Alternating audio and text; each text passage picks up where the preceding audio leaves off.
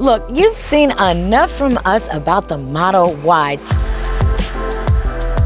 Today, I'm driving this new hot thing, fresh on the market, the 2023 Genesis GV60. It has a super sharp look to it. Kinda looks like a bullet and a spaceship had a baby. And I love it. If you want to spoil yourself or your young family, you're going to want to stick around for this, because in this video, I'm going to bring you all the interesting specs and see how it measures up to the Model Y. Before I get into all that, go ahead right now and hit like and subscribe so you can see more videos just like this. And while you're at it, head over to Edmunds.com for all your car shopping needs. And are you selling your car? Go ahead and head over to Edmunds.com/sellmycar for a cash offer today. So Tesla's cars, like the Model Y, are seen as the established big man in the EV world compared to something brand new like this GV60. But before I take a look into the future, I must first take a look in the past. So let me just catch you up on our experience with the Model Y.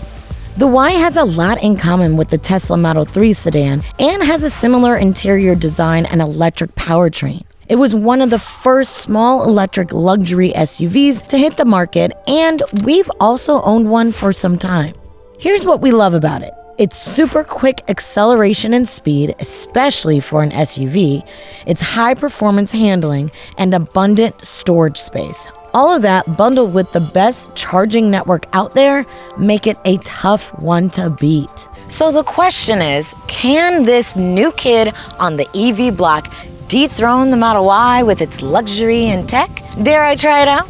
Well, just call me Evilette Knievel. Genesis, Hyundai's luxury offshoot. It's really been on a roll lately, with its lineup of SUVs and sedans getting a lot of praise. Almost out of nowhere, their models have become full-fledged rivals to established German and Japanese luxury brands. Now it's time for them to delve into the electric vehicle market. And boom, the first entry from Genesis, the 2023 GV60, a pretty solid start from what we can tell. It's based on the same platform and tech as the Hyundai Ioniq 5 and Kia EV6, but you do get standard all-wheel drive and a classier interior than either of those, which I'll get into later. I'm personally into this look, with its smallish size and sloping roofline. Battery capacity and maximum charge rate are everything for these EVs. And with all the trims in the GV60, you're going to get a 77 kilowatt battery pack and dual electric motors, which means you're gonna have good power and good range. The EPA estimates that the GV60 performance trim, which is what we have, will have a range of 235 miles on a full charge.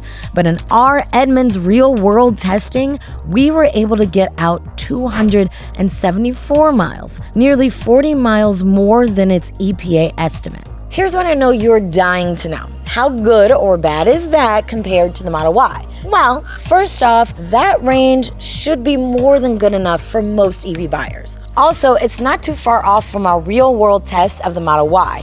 We got 317 miles out of it. Okay, so here's the deal. When it comes to charging, Tesla has the best charging network to date by far.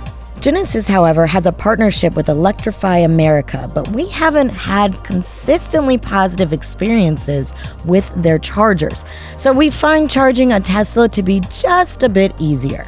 On the other hand, this Genesis charges faster than most EVs because of the way its battery is made with an 800-volt architecture that makes it easier to move power around. It's one way to make the hose bigger.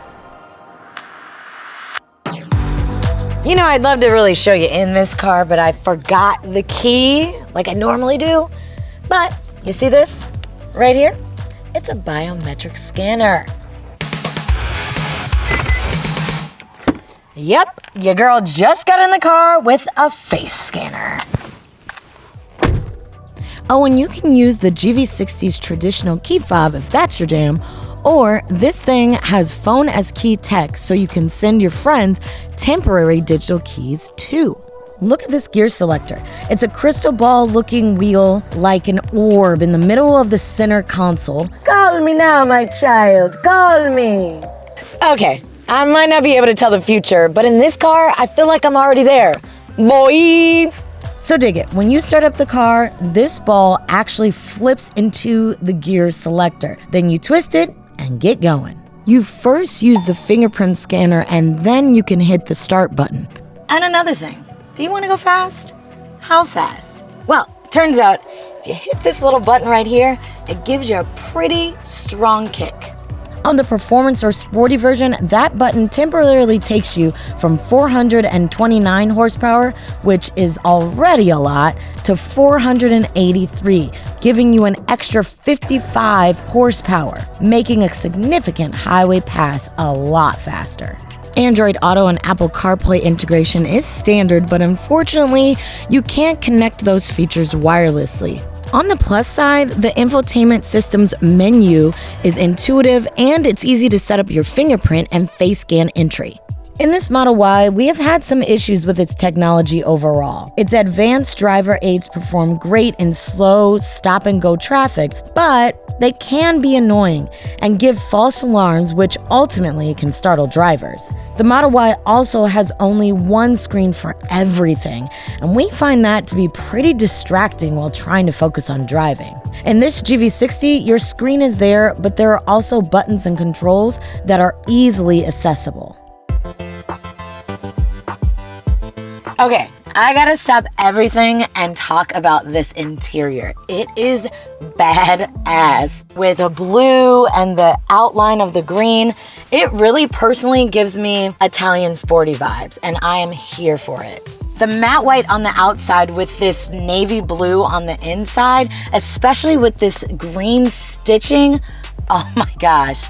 It's luxury and class, and I'm really digging it. So when talking about these seats and the comfort, look, it's not Mercedes S-Class luxury comfort, right? But it's decent, especially for what this car is. I'm not floating on a cloud on these seats, but I'm all right. I feel supported, and that is what's important. One really cool thing about these seats is that they are both heated and cooled. I love that. The one thing that I'm not crazy about in this car is the storage space. The Model Y has so much storage in the front, and I love it. Here, the center console isn't very deep. You have your cup holders here, fine, and you have a bunch of space down here where you could theoretically put things like your purse, but it's gonna roll all the way around everywhere, and that to me makes me nervous when I'm driving. I don't like that part. Down here below the screen, you have a bunch of different buttons, and I appreciate physically touching a button, right? So you've got your radio, your media, you can turn your air and heat on here. The one thing that is not so great is you can't control the fan. So for fan speed and where the air is actually coming from, that's all touchscreen. I wish those were also physical buttons, but hey, you can't have everything your way. So another physical button that you actually have here is for the volume. I personally wish it was like a knob, but you do have a roller in your center console, and that's nice. Sitting in this GV60, it's actually pretty nice. It's comfortable. The seat back here is at a nice little recline, so if I wanted to just... Oh, I'm sorry, I'm awake. I'm still here. It's nice though. I could totally see myself going to sleep here on a nice road trip. Love it. Also, the flat ground here makes it feel more expansive. It gives a look of I can stretch out. I'm 5'4", but someone who's about average height, a little bit taller than me, would actually get in and feel comfortable because there is that space there. Another thing that is really nice when it comes to the ride quality back here, the air vents. They're personalized. You know, usually in a back seat, they put the air vents as like an afterthought, like in the center console, and it just like blows everywhere and it barely touches you. Here, not a thing. You get your personalized air right here. I love that. All right, we've also got some cup holders here on both sides. There's some space to put your little snacks. So yeah, it's not crazy spacious, but there is the thoughtfulness that is here for someone who's riding in the back. And the last thing that I just cannot not talk about, because I live in California and the sun is like always on you, even if you try and hide from it. Look at this. A nice little shade. Sun, shade. I mean, you really can't lose when you're riding in this backseat. On the other hand, we're a little disappointed with the Y. It provides good comfort in some areas and disappoints in others. The seats are well padded and provide ample support, but when the sun is out and beaming through the Y's expansive glass roof, it's uncomfortably hot. Here in the Genesis, there's a cover for the roof. Who would have thought? The Genesis may have the posher cabin, but the Tesla has the edge when it comes to cargo space. The GV60 has only 24 cubic feet of storage space that's expandable to nearly 55 with the rear seats folded. By comparison, the Model Y has over 30 cubic feet, expanding to 72. Plus, it has a usable 4-foot frunk compared to the shallow charge cord cubby in the Genesis. All